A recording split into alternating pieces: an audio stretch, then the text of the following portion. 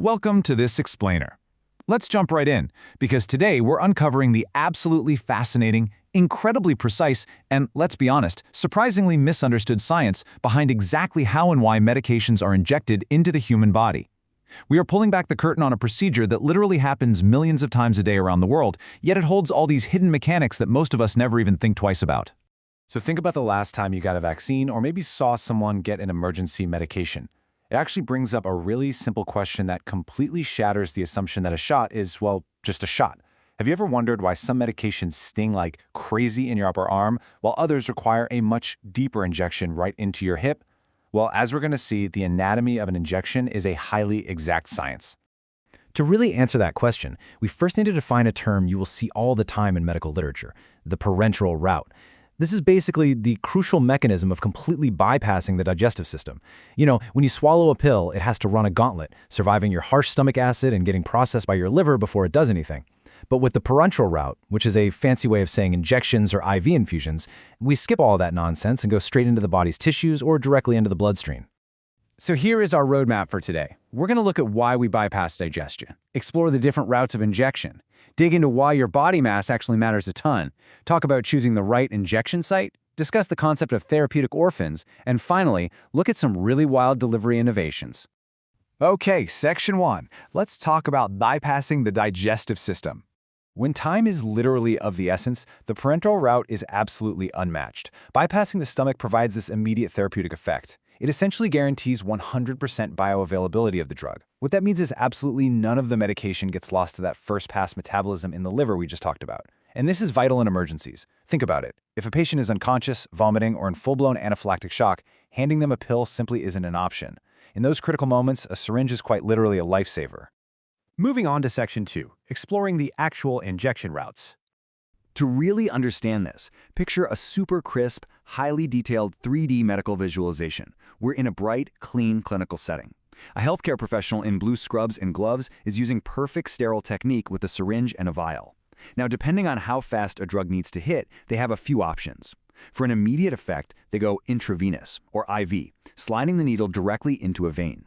For a moderate release, they'll use the intramuscular or IM route. This means going straight down at a perfect 90-degree angle, deep through the epidermis and dermis, right into the vascular muscle layer. But if they want a slower, more sustained release, like with insulin, they'll use a subcutaneous route, tilting that needle to a 45-degree angle to hit the fatty layer just beneath the skin. It's like a finely tuned instrument. The precise physical depth completely controls how fast your body absorbs the drug. Which brings us nicely to Section 3, why body mass matters. So, for decades, the standard medical approach has been to use a one-size-fits-all 25mm, that's about a 1-inch needle, for intramuscular injections. But the clinical reality? It's actually pretty alarming. In overweight or obese patients, that standard 1-inch needle often completely fails to penetrate that thicker skin to muscle depth. So instead of hitting that highly vascular muscle tissue where the drug works best, the medication just gets deposited into the subcutaneous fat layer. This severely reduces the drug's effectiveness, and honestly, that is a terrifying prospect when we're talking about life-saving treatments like epinephrine autoinjectors or really critical vaccines. To guarantee a drug actually hits the muscle, clinical evidence strongly suggests we have to adjust needle lengths based on a patient's body mass index. A normal weight individual, they do just fine with the standard 25mm needle. But an overweight patient actually requires a 38mm or 1.5-inch needle. And an obese patient might need a full 50mm, 2-inch needle to get the job done. Failing to adapt to these guidelines means a huge chunk of the population might literally not be getting the full medical protection they think they are. All right, Section 4, choosing the right site. Now, there is a fascinating, almost frustrating conflict currently playing out in modern medicine regarding these injection sites. When giving a deep gluteal injection, the science overwhelmingly points to the ventrogluteal site, that's the side of your hip, as the absolute safest option. Why? Because it completely avoids major blood vessels and nerves. However, a massive number of clinicians still prefer the much riskier dorsal gluteal site, which is the upper outer quadrant of the buttocks. And why do they do it? Simply out of habit. Studies show almost 90% of nurses prefer the riskier site just because they're used to it, despite a very genuine risk of causing severe sciatic nerve damage. It just goes to show, breaking old habits in medicine is incredibly difficult. Which leads us to Section 5, treating the therapeutic orphans. So standard rules and standard needles simply do not apply to everyone, especially our kids. This is where incredible resources like the Teddy Bear book step in.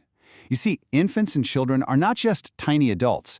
Their metabolisms, their organ functions, and definitely their skin-to-muscle depths are vastly different from ours.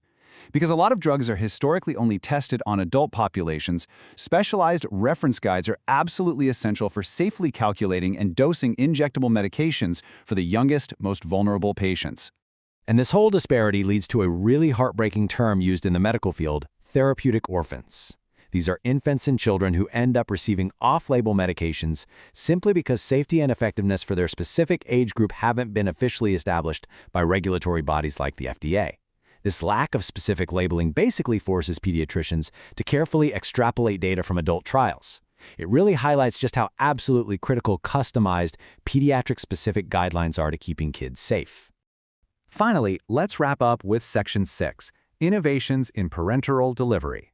Because injected drugs bypass all the body's natural frontline defenses, like stomach acid and skin barriers, the way they are manufactured is incredibly intense.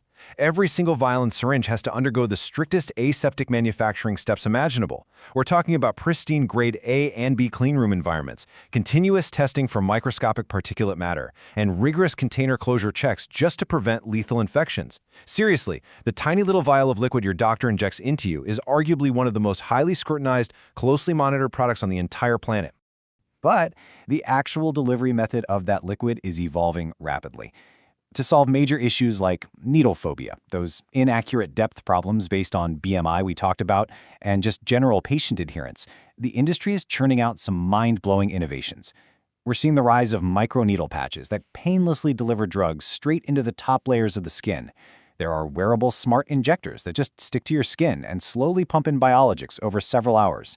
And there are even auto-injectors equipped with Bluetooth to automatically track your dosing on your phone. So I want to leave you with this final thought to ponder the next time you find yourself sitting in a clinic. The science of injections is actively moving away from that century-old metal needle and standard plastic syringe. We are pushing fast toward a future that is painless, totally customized to our exact body mass, and seamlessly tracked by smart technology. So do you think the traditional syringe will soon be completely obsolete? It's definitely something to think about. Thank you so much for joining us for this explainer, and we will catch you next time as we continue to break down the complexities of the amazing world around us.